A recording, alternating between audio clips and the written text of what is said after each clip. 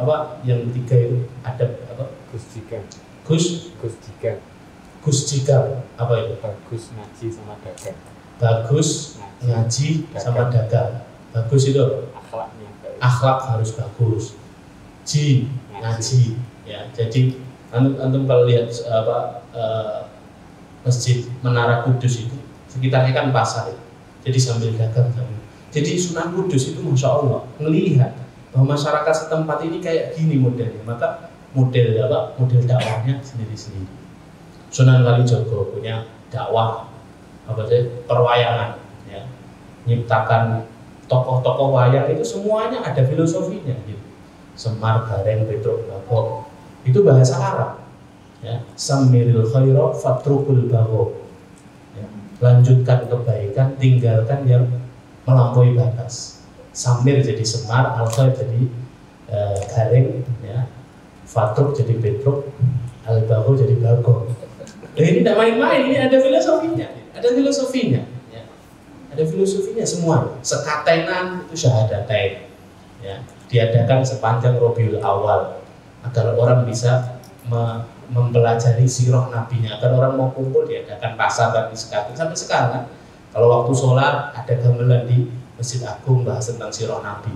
Dan tembang-tembang itu masih turun-temurun sampai sekarang, masih dilestarikan, ya. Apakah semua itu bid'ah? Tidak bisa hadir. Cara mengumpulkan orang dulu begitu, ya. Kebu Kiai Slamet itu aslinya dakwah, ya. Tapi sekarang bergeser dari aslinya, gitu ya, bergeser dari maksudnya. Jadi orang itu dulu agar mengumpulkan, akhirnya dikumpulkan ketika suro, terus kebu itu dikerek biar orang-orang ikuti. Sambil di situ sambil disebutkan pelajaran-pelajaran, tembang-tembang sehingga orang itu belajar agama karena mau kumpul. Ya, tapi sekarang bergeser dari mana aslinya, teletongnya diambil keberkahan gitu. Tapi lihatlah bagaimana cara para ulama dulu itu mendakwahkan Islam, ya. Nah ini semua apa ada dalilnya dari Rasulullah? Tidak ada dalil tersuratnya. Tapi dalil tersiratnya, "Waman ahsanu qawlan mimman da'a ilallah wa amila sholihan wa qala innani minal muslimin." Apakah ada perkataan yang lebih baik daripada mendakwahkan agama Allah dan melakukan amalan sholih, wa qala innani minal muslimin, dan berkata sesungguhnya aku seorang yang berserah diri kepada Allah. Ya, jadi itu hadirin yang harus saya tambahkan, ya. Ini ta'liq tambahan ketika kita memahami dalil, tidak boleh letter, ya. Ya, kadang-kadang kita perlu bertanya kepada saudara kita, apa namun katakan begini, tahlilan, tanyakan dulu apa alasannya. Jangan langsung jeder bid'ah, sesat, dolala, fitnah, masya Allah, ya. Kok mudah sekali kita tambah ngaji kok tambah mudah membid'ahkan di sini, ya kan? Padahal semangat ngaji itu kan memasukkan saudara kita bergandengan tangan sebanyak-banyaknya agar bisa masuk ke jannahnya Allah, kan? Dakwah itu kan semangatnya memasukkan orang sebanyak-banyaknya ke dalam jannah, bukan mengeluarkan orang sebanyak-banyaknya dari jannah dan memasukkan ke dalam neraka. Beliau, ya, jadi itu. Ya, saya lanjutkan. Doa selesai makan, ya, doa selesai makan dari hadis Abu Sa'id Al-Khudri. Karena Rasulullah SAW idza faragha min ta'amihi, Rasulullah kalau selesai dari makannya, Rasulullah berdoa, alhamdulillahilladzi at'amana wa saqana wa ja'alana muslimin.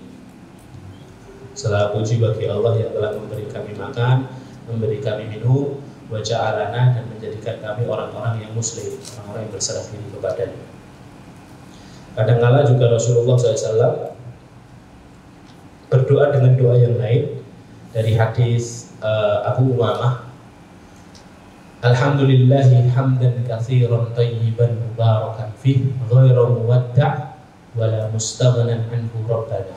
Ini agak asing, ya, agak asing, tapi sebenarnya kata mu'allif, kata pensyarah ini, saya Abdul Muhsin bin Abdul Razak Al-Badr, beliau mengatakan alhamdulillah saja boleh. Selesai makan alhamdulillah boleh. Tidak bid'ah. Tidak bid'ah, ya. Padahal di sini sunnahnya apa? Alhamdulillahilladzi atau amanah, kan? Kalau dengan alhamdulillah saja ternyata tidak bid'ah, tidak dolalatun finnar, ya. Ghairu muwadda'ah, artinya tidak terputus pujian kepadanya, dan wala mustaghnan, tidak habis pujian untuk Allah Subhanahu wa taala, ya. Hadis-hadis semisal disebutkan di dalam bab ini. Ada satu hadis lagi yang unik untuk disampaikan, yang penting untuk disampaikan. Suatu hari Nabi pernah makan bersama para sahabat, jadi sunnah juga, ya. Nah, mengatakan dalil yang ada contohnya dari Nabi Shallallahu Alaihi Wasallam, ya.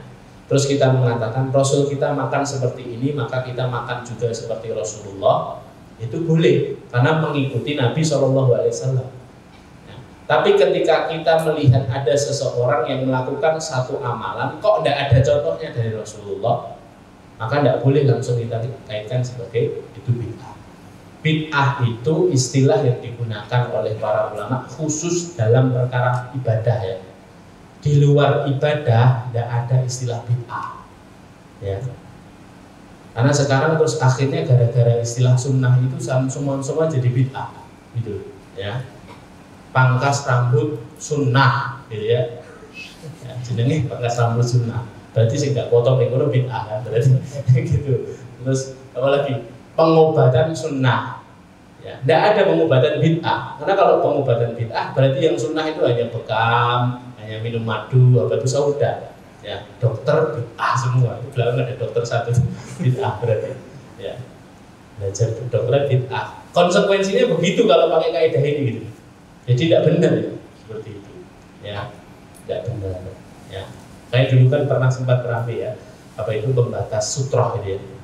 Sutroh ketika sholat itu kan ada pembatas yang 1,5 meteran itu, yang kayu-kayu di masjid itu, ini bid'ah, tidak bid'ah, wasilah untuk ibadah itu bukan ibadah, ya, boleh, tidak apa-apa, karena ternyata secara tersirat dia ingin mengikuti sunnah Rasulullah SAW, ya, yang berupa Rasulullah kalau sholat mengambil sutroh, mengambil batas sebagai batas tempat sujudnya Rasulullah Shallallahu Alaihi Wasallam, gitu, ya.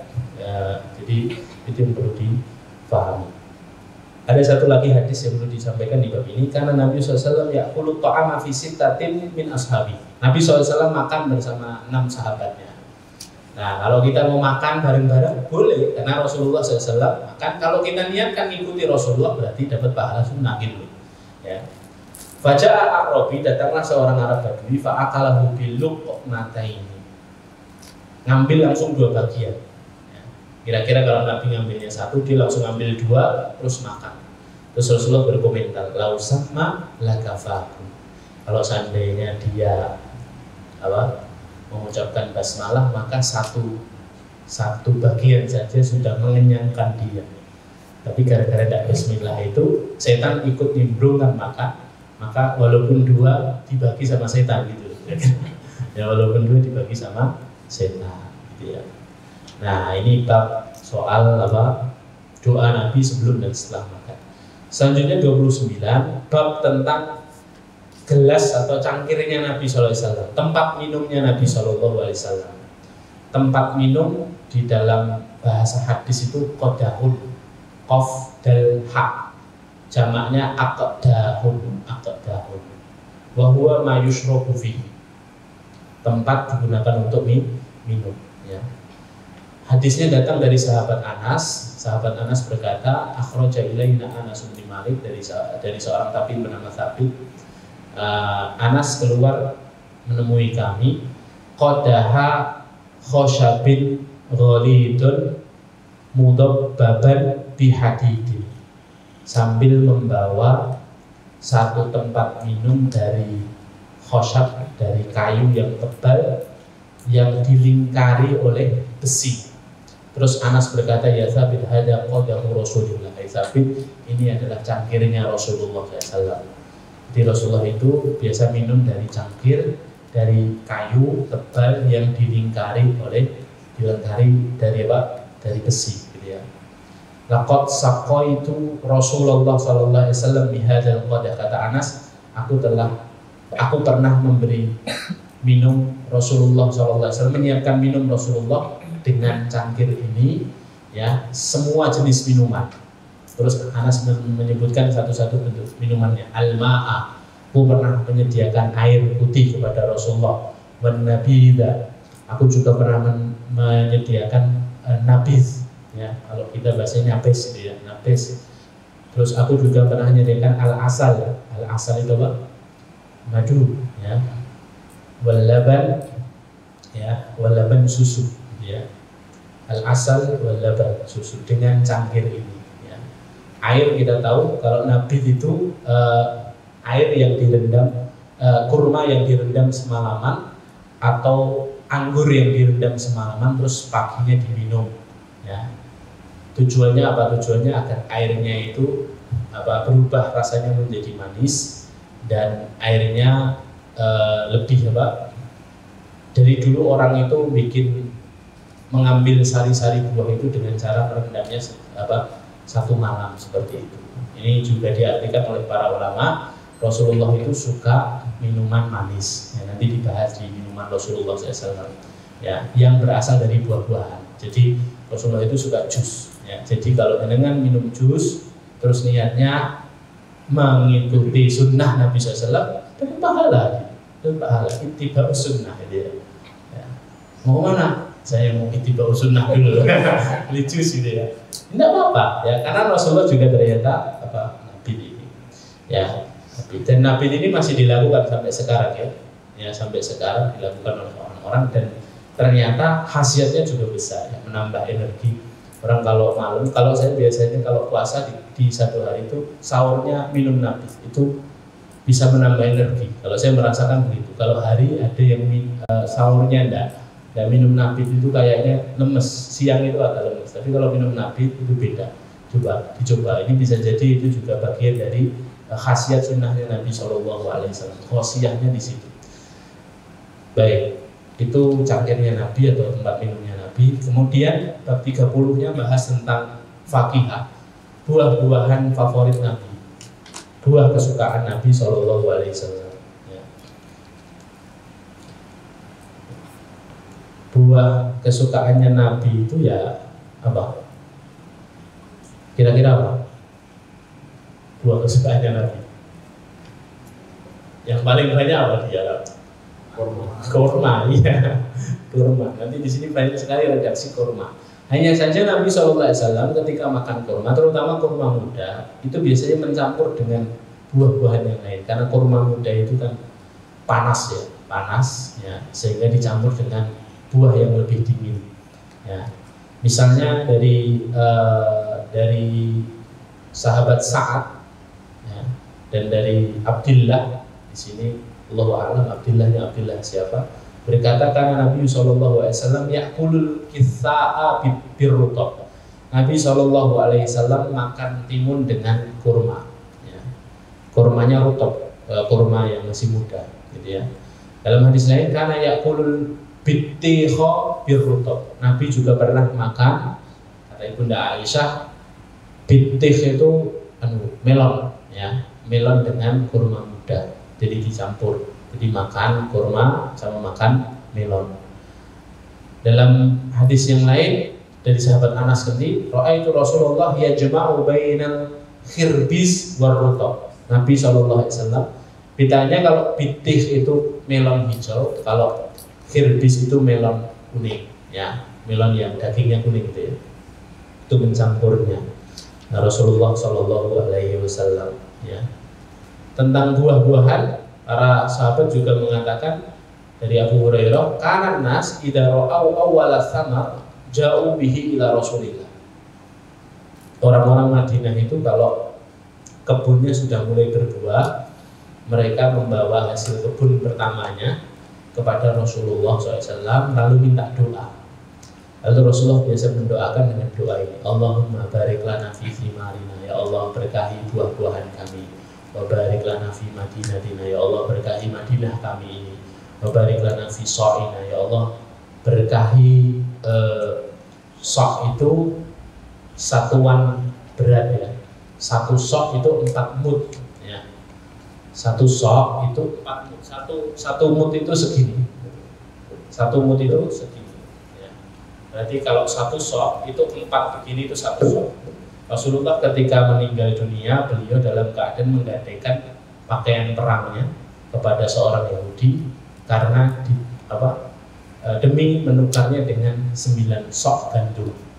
Jadi Rasulullah itu meninggal dalam keadaan berhutang dalam tanda kutip dengan menggadaikan baju perangnya. Jadi itulah Rasul kita SAW. Betapa Rasul kita itu sangat sederhana sampai untuk memenuhi, menafkahi istri-istri dan keluarga beliau SAW harus menggadaikan pakaian perangnya. Nah, 1 sok itu 4 mud, ya, 4 kali 2 telapak tangan digabung ini. Ya Allah, berkahi kami di sok kami, berkahi kami di mud kami. Artinya berkahi kami di makanan pokok kami, ya Allah. Allahumma inna Ibrahim abduka wa khaliluka wa nabiyyu. Ya Allah, sesungguhnya Nabi Ibrahim adalah hambamu, kekasihmu dan nabimu. Fa ini abduka wa nabiyyu. Begitu juga aku, ya Allah, aku adalah hambamu dan nabimu. Fa innahu da'aka li Makkah. Sesungguhnya Ibrahim berdoa kepadamu tentang kebaikan Mekah. Fa ini adu'uka lil Madinah. Bimisli ma da'aka bihi li Makkah wa mislihi wa ma'ahu wa mislihi ma'ahu. Begitu juga aku, ya Allah, aku berdoa kepadamu tentang kebaikan Madinah sebagaimana Ibrahim berdoa tentang kebaikan Mekah. Summa yad'u. Kemudian Rasulullah SAW biasa setelah doa manggil anak kecil, terus memberikan makanan itu kepada memberikan buah yang diberikan sahabat tadi kepada anak kecil untuk memakannya. Nah, itu satu riwayat tentang bagaimana Rasulullah SAW ya suka mendoakan keberkahan ya usaha atau ma'isyah seseorang ya, ahli Madinah ya. Jadi ini juga boleh kita lakukan. Misalnya kita punya usaha gitu ya, sambil kita sowan ke para ustadz, para alim, para wali, para kekasih Allah, orang-orang solih, terus kita minta didoakan, itu boleh. Karena sahabat pun melakukannya, meminta doa kepada Rasulullah SAW. Selanjutnya masih soal timun ya. Rasulullah itu suka kisah itu timun ya. Ba'asani Mu'ad bin Afra bikina'in min rutobin wa alaihi ajrin min kisa'in zuhbin ya. Kata Ar-Rubai ini putrinya Mu'ad atau Mu'awwidh. Sebagian mengatakan namanya Mu'ad, yang satu dan Mu'awwidh ya. Ayahku mengutusku untuk memberikan satu kantong kurma muda kepada Rasulullah, dan di dalam wadah itu ada beberapa potong timun gitu ya. Hanya dulu ini memang pasangannya. Jadi kalau ada buah yang agak panas dipasangkan dengan buah yang agak dingin gitu ya. Bahkan Nabi yuhibbul kita, dan Nabi itu sangat senang sama kita, sama timun. Fa ataituhu bihi, kemudian aku memberikannya kepada Nabi. Wa indahu hilyatun qadimat alaihi minal bahrain. Dan bersama Rasulullah itu perhiasan yang diberikan kepada Rasulullah dari negeri Bahrain. Famala ayadahu minha fa'aqtani. Kemudian Rasulullah mengambil perhiasan itu, memberikannya kepadaku. Jadi Rasulullah memberikan kepada anak perempuan gadis kecil ini perhiasan begitu, sebagai balasan kebaikan karena keluarganya memberi makanan kepada Rasulullah. Ya, jadi sunnahnya yang dicontohkan Rasulullah, kalau kita ini diberi sesuatu oleh saudara kita, selain mengucapkan jazakallahu khairan, kita sebisa mungkin membalas kebaikan tersebut ya, dengan kebaikan yang lain. Mungkin tidak seberharga apa yang diberikan, tapi membalas itu memberikan rasa cinta. Tahadu tahabu, kata Rasul, kan? Salinglah kalian memberi hadiah, maka kalian akan saling mencintai ya. Saya dulu sering ngantar Syekh, kalau antum kenal Syekh Guyas atau Syekh Giyas yang biasa di Iskarima, yang dari Suriah. Kalau ke Indonesia, ke Solo, itu biasanya calling saya, terus keliling-kelilingnya sama saya. Nah, suatu hari ketika bencana Lombok itu, saya pernah diajak, yuk ke Lombok, ayo Syekh, kita ke Lombok untuk menyampaikan bantuan-bantuan. Nah, yang sangat unik dan sangat khas dilakukan oleh Syekh Giyas ini, kalau datang mesti bawa perintilan-perintilan pensil, terus bawa kadang kuplo, kadang gelang, kayak hadiah-hadiah yang ringan-ringan, yang harganya paling 5.000, 10.000. Bawa banyak sak kresek. Setiap kali ketemu sama orang baru dibagi. Ya random, kadang ada yang dapat pensil. Ustaz Abdul Khair itu, ya Ustaz Abdul Khair itu dapat kalkulator. Tidak tahu belinya kalkulator di pasar malam mana. Dikasihkan, dibuka, nggak bisa nggak hidup gitu ya, tapi dikasih hadiah. Intinya dikasih macam-macam itu. Terus pas perjalanan kelompok ternyata beliau sama. Ya, kalau melihat barang ada barang kelontong itu dibeli, nanti dibagikan. Sampai satu waktu ketika kita duduk, saya tanya kepada Syekh ini, saya kok antum ini unik, saya bilang. Setiap kali datang ke satu tempat selalu memberikan hal-hal yang itu diberikan kepada orang-orang, saya bilang. Ya. Terus kata Syekh ini, ya itu mengingatkan ke saya, kata Syekh ini, ya memang mungkin harganya tidak seberapa. Pensil ini kan kamu juga mampu untuk belinya, gitu ya. Tapi ingatlah kamu sama hadis Rasulullah, tahadu tahabu. Kasih, salinglah kalian memberi hadiah, niscaya kalian akan saling mencintai. Orang yang menerima hadiahmu ini akan mengingatmu sepanjang masa kalian. Oh iya juga ya, ya, iya juga. Saya dikasih pulpen sama Syekh itu, ya saya ingat, wah ini yang ngasih Syekh gitu kan, ngasih Syekh. Padahal sebenarnya pulpen dan kita mampu beli, gitu. Tapi memberikan rasa cinta, sebenarnya memberi hadiah itu memberi rasa cinta. Nah itu penting juga untuk dihidupkan, sunnah ini dihidupkan, gitu ya. Sunnah ini dihidupkan. Barakallahu fikum. Selanjutnya 31, bab tentang minuman Nabi SAW. Nabi itu suka minum apa saja. Saya percepat karena ini waktu sudah jam 5:04. Saya percepat. Dari hadis Aisyah radhiyallahu anha mengatakan kana ahabba syarabi ila Rasulillah al-hullu al-barid. Minuman paling favoritnya Nabi SAW itu minuman yang manis dan dingin. Dingin itu maksudnya bukan es ya. Dingin itu ya minuman kayak gini, yang tidak panas, minuman ya kayak gini nih ya, yang suhunya suhu biasa, bukan suhu yang panas, gitu ya. Nah itu kesukaan Nabi SAW. Ya, minuman manis itu kesukaan Nabi SAW. Kemudian Nabi juga suka minum apa? Susu, ya, laban, susu. Ya. Dakhaltu ma'a Rasulillah wa ana wa Khalid Ibnul Walid. Kata Ibnu Abbas, aku pernah datang ke rumahnya Rasulullah bersama Maimunah, berarti rumahnya Ibunda Maimunah bersama Khalid bin Walid. Faja'atna bi'ina'in min laban. Kami membawa satu wadah susu. Fasyariba Rasulullah wa ana ala yamini wa Khalid ala shimali. Kanan aku di kanan Rasulullah, di kiri Rasulullah ada Khalid. Lalu ketika kami minum, selesai kami minum, Rasulullah itu hanya minum sedikit, terus sisanya itu diberikan kepada Ibnu Abbas. Ya, lalu Rasulullah berkata, asyarbatu laka, ini buat kamu wahai Ibnu Abbas. Fa in syi'ta afarta biha Khalid. Kalau kamu tidak mau, kasihkan ke Khalid. Ya. Lalu Ibnu Abbas batin berkata, makuntu li'uthira ala su'rika ahadan. Ya Rasulullah, tidak mungkin ya sisa minuman dari engkau tak kasihin orang, gitu ya. Tak minum sendiri lah, masa tak kasihin orang, kira-kira gitu ya. Karena tabarruk ya, mengambil keberkahan dari Rasulullah. Summa qala Rasulullah, man at'amahullahu ta'aman falyaqul, barang siapa yang Allah beri rezeki makanan, hendaknya dia berdoa, Allahumma barik lana fi wa at'imna khairan minhu. Ya Allah, berkahi makanan ini, ya Allah beri kami makanan yang lebih baik lagi dari ini. Wa man saqahu Allahu labanan. Nah ini sudah juga. Barang siapa yang dikasih Allah rizki minuman berupa susu, falyaqul, maka hendaklah dia berdoa, Allahumma barik lana fi wa zidna min. Allahumma barik lana fi wa zidna minhu. Ya Allah, berkahi susu ini dan tambahkan untuk kami.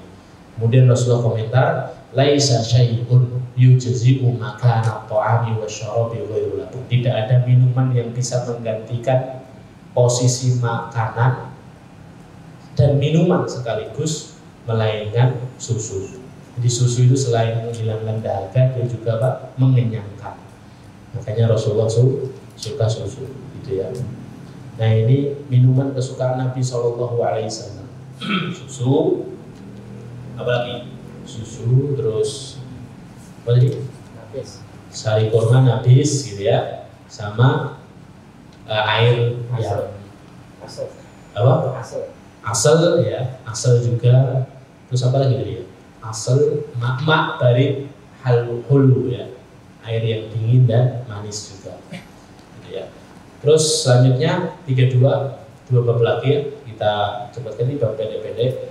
Maja'a fi sifati syurbi Rasulillah sallallahu alaihi wasallam.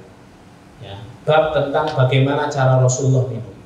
Di sini dijelaskan Rasulullah itu minum berdiri apa duduk. Nah itu ya. Ibnu Abbas pernah meriwayatkan, pernah melihat Nabi sallallahu alaihi wasallam pernah minum air Zam-Zam dalam keadaan berdiri, gitu ya. Dalam keadaan berdiri. Nah, apakah persaksinya Ibnu Abbas ini menjadikan kita menyimpulkan bahwa Rasulullah kalau minum berdiri? Nah ini loh yang dimaksud memahami hadis itu tidak boleh sepotong-sepotong, harus dikumpulkan hadis yang lain dulu. Ya, makanya dijelaskan diringkas sama Ibnu Qayyim dalam Zadul Ma'ad, ya, bahwa ada dalil memang Rasulullah SAW itu minum dengan duduk, itu ada. Ada dalil juga Nabi SAW itu minum dengan berdiri, ya. Nabi minum dengan berdiri itu ada. Ada dalil juga yang ketiga, kata Ibnu Qayyim, Rasulullah melarang seseorang minum berdiri itu ada. Ada juga dalil, ya, Rasulullah SAW memerintahkan seorang itu minum dengan duduk. Jadi ada dalil itu macam-macam. Ada dalil Rasulullah nyontohin sendiri minum duduk. Ada dalil Rasul, dan itu kebiasaan Rasulullah minum duduk. Ada dalil seperti dalil Ibnu Abbas ini melihat Rasulullah itu minumnya berdiri. Ada juga dalil Rasulullah melarang seorang minum berdiri, ya. Tapi juga ada dalil yang memerintahkan, Rasulullah itu memerintahkan seorang minum berdiri. Berdiri yo minumnya. Ada. Yaitu ketika Rasul memerintahkan seorang sahabat yang minum berdiri itu agar dia memuntahkan isi perutnya, ya. Karena sahabat ini, ya, dalam satu riwayat disebutkan sahabat ini ada masalah di perutnya, terus disuruh minum berdiri agar untuk mancing, ya, mancing apa yang ada di isi perut terus berdiri. Nah, ada bermacam-macam dalil tentang minum berdiri dan duduk ini, ya. Maka kata Ibnu Qayyim, kesimpulannya para ulama berbeda pendapat menjadi 3 pendapat dari dalil-dalil yang ada. Sebagian ulama mengatakan dalil Ibnu Abbas ini Rasulullah minum berdiri ini penghapus dalil-dalil yang melarang seorang minum secara berdiri. Ini nasikh, menghapuskan dalil sebelumnya. Berarti minum berdiri itu boleh. Ini pendapat yang pertama. Pendapat yang kedua mengatakan dalil Ibnu Abbas ini tadi, bahwa Ibnu Abbas menyaksikan Rasulullah minum Zam-Zam berdiri, itu sebagai penjelas bahwa larangan Rasulullah minum berdiri itu bukan larangan bersifat pengharaman, ya. Jadi sifat larangannya bukan pengharaman, bal lil irsyad wa tarkil aula, ya, untuk menganjurkan saja. Ini larangannya untuk menganjurkan, dan jika kita duduk itu lebih baik. Nah, ini pendapat yang kedua.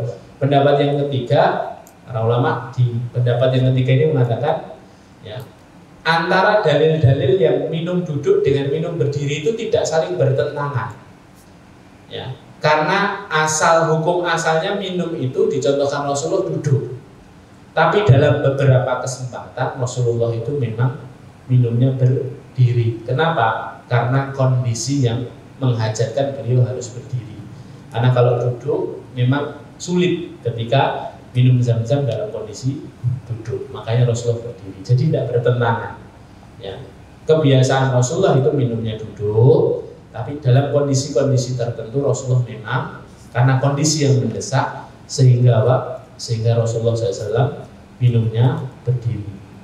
Fa'innahu ja'a ila Zam-Zam, yaitu ketika Rasulullah ngambil Zam-Zam, wahum yastaquna minha, sedangkan orang-orang juga lagi berebut ngambil Zam-Zam dalam kondisi crowded, dalam kondisi sesak gitu, Rasulullah minumnya berdiri. Nah, itu kesimpulannya seperti itu. Dan pendapat yang ketiga ini yang as-shah, pendapat yang ketiga ini yang dirasa lebih mendekati kebenaran, yaitu apa?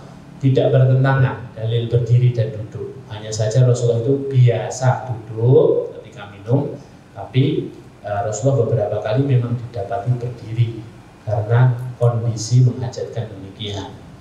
Itu hadirin yang dimuliakan Allah. Kemudian hadis yang lain, ya, hadis yang lain tentang minumnya Rasulullah, tentang itu sunnah minum 3 kali nafas itu ya. Karena Nabi SAW yatanafasu fil ina'i thalathan idza syariba. Nabi SAW biasanya kalau minum itu ya mengambil 3 kali jeda ya. Jadi 1, 2, 3 ya. Walaupun dari hadis yang lain tadi hadis Anas ya. Hadis Ibnu Abbas bilang 2 kali. Wah, ini kan terus akhirnya 2 apa 3. Lah, oleh para ulama kalau ada 2 hadis yang kayak bertentangan itu digabungkan. Madzhabnya madzhab jamak dulu digabungkan. Lalu para ulama mengatakan hadis yang mengatakan 2 kali itu maksudnya 2 kali itu antara 1 dan 2 dan 2 3. Jadi gelap gini ya. Saya minum ya. Bismillah. 1 2. Nah, itu 2 kali. Ya, 2 kali. Ini hadis Ibnu Abbas dan hadis Anas itu sama saja sebenarnya. Kalau hadis Anas ngitungnya nafas sejak pertama, ya 1 itu, 2, 3. Tapi kalau Ibnu Abbas ngitungnya di antara 2 pertengahan ya, antara 1 dan 2, 2 dan 3. Jadi dalilnya tidak bertentangan intinya begitu, ya. Dalilnya tidak bertentangan. Ya, yang salah itu ketika minum nggak pakai nafas gitu ya. Terus minum klek gitu ya. Nah, itu enggak sunnah gitu ya. Apakah bid'ah gitu ya? Nah, itu urusan lain lagi nanti ya. Ya. Nah, itu hadirin dimuliakan Allah. Rasulullah kalau minum biasa duduk, Rasulullah kalau minum ambil nafas gitu ya, ambil nafas 3 kali jeda. Seperti itu. Itu hadis tentang minum. Selanjutnya tentang parfum Rasulullah SAW. Ini terakhir ya, terakhir. Baru besok kita sudah bahas tentang adab-adabnya Nabi SAW. Adab bercandanya Nabi, adab ketawanya Nabi. Rasulullah kalau senyum itu bagaimana, itu nanti kita bahas pada pertemuan selanjutnya. Karena Nabi SAW yuhibbut tib. Nabi SAW itu suka sekali sama parfum ya. Rasulullah suka sekali sama parfum. Kata Rasulullah dalam hadis lain, hubbiba ilayya minad dunya. Aku paling favorit tentang dunia ini 3, kata Rasulullah. Ya, yang pertama an-nisa, perempuan, ya. An-nisa sholihah tentunya ya, mar'atu sholihah. Yang kedua at-tibu. At-tibu itu parfum. Yang ketiga waju'ilat qurratu aini fis shalah. Dan Allah jadikan penyejuk hati dan pandanganku itu sholat. Ya. Di Rasulullah itu favoritnya 3, istri yang sholihah, tib, ya, tib itu parfum. Yang ketiga sholat. Dan Rasul dalam hadis yang lain juga mengatakan atyabu tib al-misku.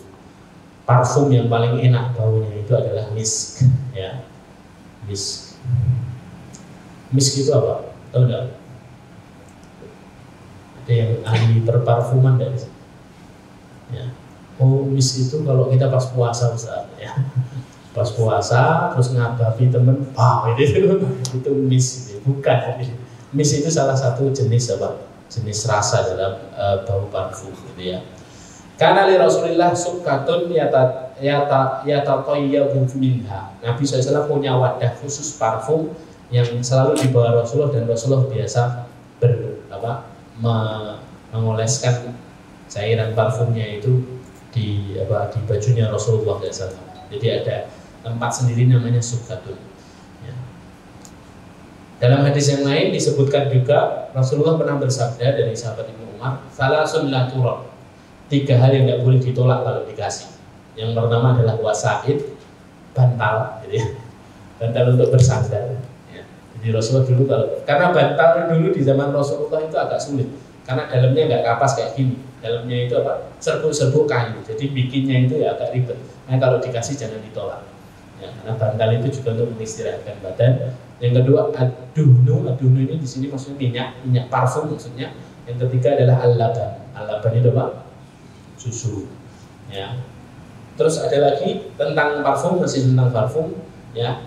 tibur rijal, sebaik-baik parfumnya laki-laki adalah ma dhahara rihuhu wa khafiya launuhu, yang terlihat, yang ma dhahara rihuhu, yang terlihat baunya tapi tersembunyi warnanya, ya. Yang nampak baunya tapi tidak nampak warnanya, itu parfumnya laki-laki yang bagus begitu. Jadi parfumnya tidak kelihatan berwarna-warni, karena kalau berwarna-warni itu masuk dalam kategori tajamul ya. Sedangkan laki-laki itu tidak boleh terlalu bersolek, gitu ya. Nah makanya parfumnya laki-laki itu yang nampak baunya, warnanya tidak nampak. Adapun parfumnya perempuan yang nampak warnanya, karena wanita itu kan memang diperintahkan untuk tajamul ya, untuk berhias gitu ya. Wa khafiya rihuhu, dan baunya tidak nampak. Jadi kalau perempuan itu baiknya memang ketika menggunakan parfum itu tidak bisa dibawa oleh laki-laki selain suaminya gitu ya. Kata Rasulullah dalam hadis ini, ayyuma imra'atin asabat bakhuran, ya, siapapun wanita yang menggunakan parfum fala tashhad ma'ana al-isya al-akhirah, ya, janganlah dia datang bersama kami untuk menunaikan sholat isya. Jadi tidak boleh wanita keluar rumahnya, tidak boleh dengan kondisi parfumnya itu yang semerbak sehingga orang laki-laki bisa membaunya, ya. Seperti itu. Baik, selanjutnya yaitu parfum. Parfum itu sunnahnya memang yang mudah dibawa ya. Ada hadis idza utiya ahadukum raihan fala yaruddahu fa innahu kharaja minal jannah. Jika kamu dikasih parfum sama seseorang, jangan ditolak karena sesungguhnya itu adalah bau jannah, gitu ya, baunya jannah. Dalam hadis yang lain, man uridu alaihi raihan fala yaruddahu. Kalau kalian dikasih parfum jangan ditolak. Fa innahu khafiful mahmil wa tayyibur rih. Sesungguhnya parfum itu mudah dibawa dan baunya enak. Jadi sunnahnya memang nyari parfum itu jangan yang gede-gede itu ya, tapi kecil yang bisa dibawa itu seperti itu yang disukai Rasulullah SAW. Ya. Nah, yang unik adalah ini terakhir, hadis terakhir ini kayak nggak nyambung. Jadi Imam At-Tirmidzi meletakkan hadis tentang parfum di bab parfum, menyebutkan hadis begini, hadisnya. Saya bacakan hadis lengkapnya ya. An Jarir bin Abdullah qala, ada sahabat namanya Jarir bin Abdullah. Uritu baina yaday Umar bin Khattab. Aku pernah menghadap Umar bin Khattab. Fa'alqa Jarir rida'ahu famasya fi izari.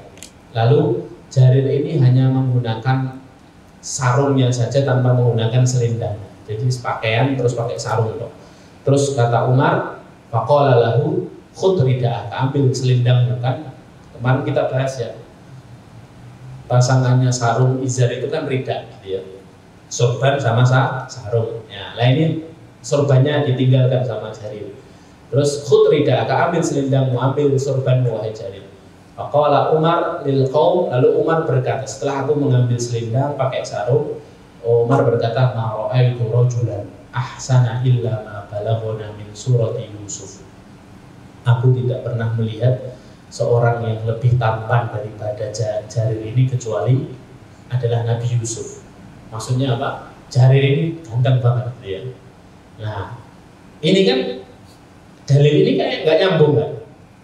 Nah, apa hubungannya sama parfum Rasulullah? Apa tujuannya Imam At-Tirmidzi meletakkan hadis ini? Tidak ada satu pautnya sama parfum. Secara tersurat tidak ada, tapi ternyata secara tersirat ada. Apa secara tersirat? Coba Bapak yang bisa nebak kepada dia. Apa ini? Sambung pautnya apa ini? Sangkut pautnya sama hadis tentang parfum. Kalau tadi kan parfum, Rasulullah suka parfum yang wangi yang bisa dibawa dan lain-lain. Nah, ini kok bahas tentang Jarir bin Abdullah yang kata Umar, Jarir ini tampan. Apa sangkut pautnya apa? Ayo. Dia tahu sangkut pautnya apa? Ya. Nyerah. Ya kalau nyerah buat pertemuan yang akan datang. Lamaan ya kayaknya aja ya. Kata Syekh Abdul Muhsin bin Abdul Razak Al-Badr, beliau mengatakan, ya, memang secara tersurat, secara eksplisit tidak ada satu kaumnya, tapi secara implisit sebenarnya Imam At-Tirmidzi ingin memberikan pemahaman kepada kita, hendaknya setiap muslim selalu menyiapkan dirinya itu dalam keadaan wangi terus. Karena seganteng-gantengnya orang, kalau mambu, ya, kalau bau tetap nggak sedap.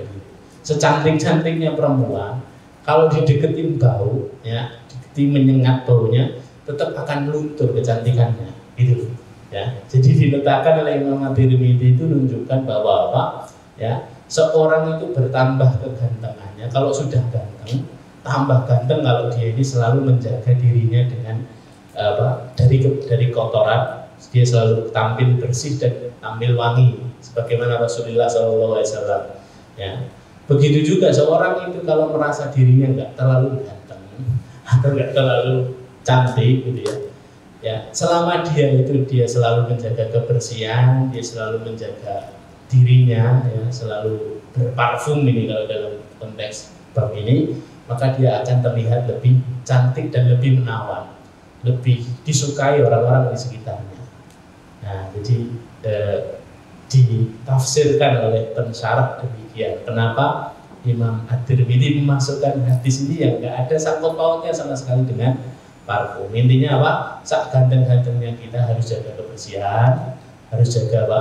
Harus jaga, ya, aroma tubuhnya harus dijaga, ya. Jangan menyebabkan orang-orang di sekitar kita tidak nyaman dengan kehadiran kita, gitu ya.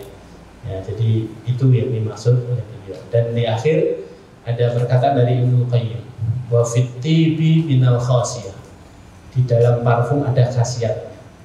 Khasiatnya ada dua, kata Ibnu Qayyim dalam Zadul Ma'ad. Annal malaikata tuhibbu. Orang yang suka pakai parfum, malaikat itu suka sama dia. Di malaikat itu dekat. Jadi nggak hanya orang-orang di sekitar kita, tapi apa? Malaikat juga dekat. Yang kedua, wasyayatin tanfiru an. Setan kabur kalau kita ini dalam kondisi bersih dan wangi. Karena setan itu sukanya tempat-tempat yang kotor kan, yang bau-bau, gitu ya. Fal arwahu thayyibatu tuhibbur raihah thayyibah. Ruh-ruh yang baik selalu mencintai bau-bau yang wangi. Fal arwahul khabithah, kata Ibnu Qayyim, dan ruh-ruh yang buruk tuhibbur raihah khabithah, mencintai bau-bau yang buruk. Fa kullu ruhin tamilu ila ma yunasibuha. Setiap ruh itu akan condong sesuai dengan karakter mereka masing-masing. Jadi orang baik mesti didekati sama orang baik, ya. Nah, biar orang-orang baik mendekat kepada kita, ya, jaga kebersihan, jangan hanya modal tampang aja, tapi juga harus jaga kebersihan dan jaga wangi kita, jaga aroma kita, jangan sampai mengusik, ya, orang lain, seperti itu. Wallahu a'lam bishawab. Ini dapat kami sampaikan pada kesempatan sore hari ini. Semoga bermanfaat untuk saya dan antum semuanya. Barakallahu fikum. Ada pertanyaan?